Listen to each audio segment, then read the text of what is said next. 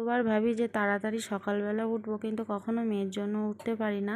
আর রাতে কখনো ঘুমায়, কখনো খেলা করে, তো এই করতে করতে সকালে দেরি হয়ে যায় ঘুম থেকে উঠতে। তো বর যাবে অফিস, তো বরের জন্য কিছু বানিয়ে ও দিতে লাগে, তো সেই জন্য একটু ভাবলাম ছাতু বানিয়ে দিই সব রকম ফল দিয়ে।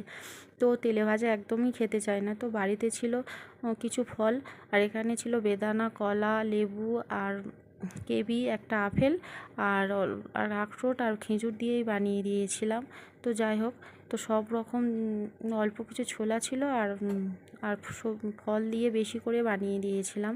তো ফল সেরকম একটা খেতে চায় না, তো তো ছোলার সাথে একসাথে দিয়ে দিলে, ছাতুর মতন বানিয়ে দিলে ও খেতে যায়। তো সেই জন্যই সব রকম ফল আর ছাতু আর ছোলা দিয়েই বানিয়ে দিয়েছিলাম।